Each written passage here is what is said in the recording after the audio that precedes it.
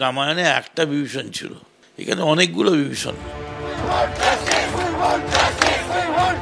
শহর জোড়া প্রতিবাদ, রাজ্য জুড়ে প্রতিবাদ, দেশ থেকে বিদেশ প্রতিবাদ। আরজিকর কাণ্ডে সবার মুখে এখন একটাই কথা, বিচার চাই। প্রতিবাদের এই ঝড়ে যখন অস্বস্তিতে তৃণমূল, তখন দলের অন্তরেই যে অল ইজ নট ওয়েল তা স্পষ্ট হয়ে গেল মদন মিত্রর গলায়। প্রশ্ন উঠে এলো, মদন মিত্রর কথা অনুযায়ী তৃণমূলে বিভীষণ কারা? এরা মমতার ক্ষমতায়, মমতার পপুলারিটিতে এরা ঈর্ষান্বিত। মমতার যদি এত পপুলারিটি হয় আমাদের হবে না, কারণ তুই কে? কিচ্ছু না, মমতা ব্যানার্জি আসল। মদন মিত্রর কথা অনুযায়ী এই তুই কে তার থেকে ইঙ্গিত করছেন তৃণমূলের বর্ষীয়ান বিধায়ক।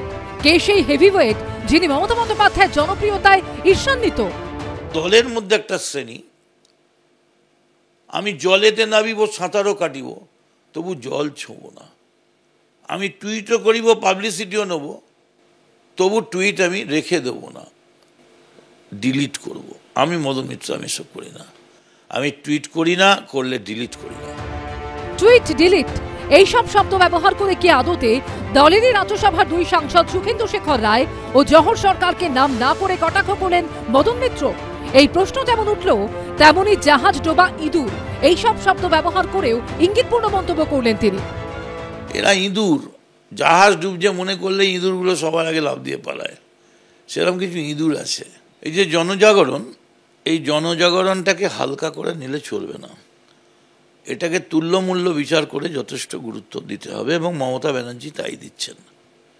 দুর্ভাগ্যের বিষয়ে মমতা ব্যানার্জির গোটা ব্যাপারটার গুরুত্ব এবং তার মাহাত্ম্য বুঝে তিনি কাজ করতে চাইছেন, তিনি সমস্যার সমাধানে আসতে চাইছেন। কিন্তু আমাদের দলের কিছু লোক যারা প্রতি মুহূর্তে ক্ষমতার জন্য টুকরে টুকরে খায়, বিভীষণ, বেঈমান, তারা চেষ্টা করছে এই বোধহয় মমতা ব্যানার্জির একটা বিপদ এসছে, এই সময় মমতা ব্যানার্জিকে একটা ছোবল করিয়ে দাও, একটা ছোবল মারিয়ে দাও। ওরা জানে না ওর নাম মমতা বন্দ্যোপাধ্যায়।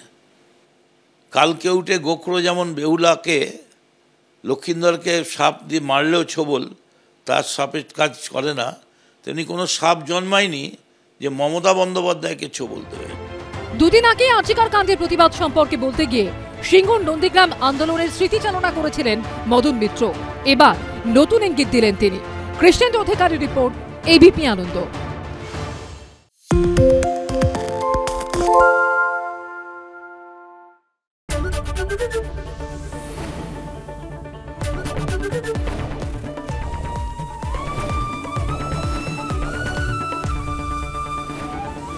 এবিপি আনন্দ, এগিয়ে থাকে, এগিয়ে রাখে।